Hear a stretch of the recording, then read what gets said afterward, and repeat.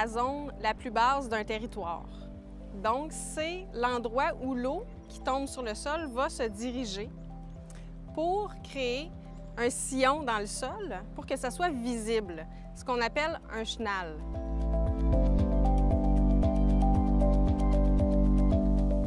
Le chenal, c'est donc de la source à partir du moment où on voit le sillon sur le sol, jusqu'à l'embouchure, donc l'endroit où le cours d'eau va se jeter dans un plus grand cours d'eau, ou bien dans une rivière, un fleuve et éventuellement dans la mer.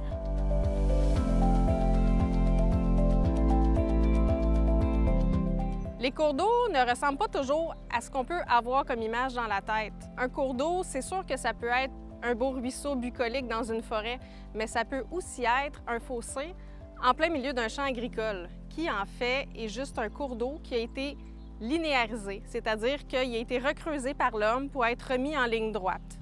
Au Québec, environ 30 000 km de cours d'eau ont été linéarisés. Pour vous donner une idée de grandeur, la circonférence de la Terre fait environ 40 000 km. Sur le territoire de la MRC de Rouville, environ 70 % de nos cours d'eau ont été linéarisés. Ça veut dire que lorsqu'on se promène et qu'on voit des fossés dans les champs agricoles, il y a de fortes chances que plusieurs d'entre eux sont en fait des cours d'eau.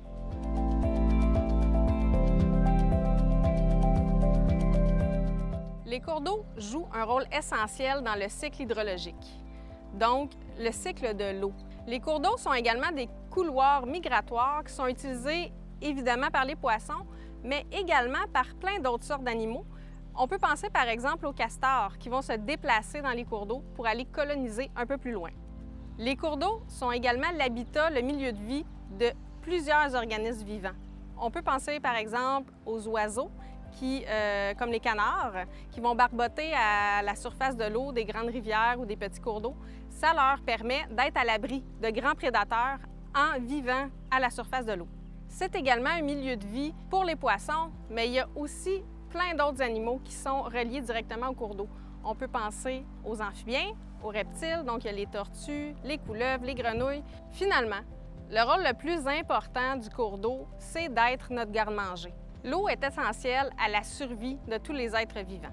On entend souvent les gens dire que dans le cours d'eau qui se trouve derrière chez eux, qui ressemble à un fossé, il n'y a pas de vie. En fait, c'est tout le contraire. Au printemps, quand les niveaux d'eau sont plus élevés, il y a énormément de petits poissons qui vont se retrouver dans ces cours d'eau-là. Au cours de l'été, l'eau va baisser et les petits poissons vont souvent se diriger dans des plus grands cours d'eau.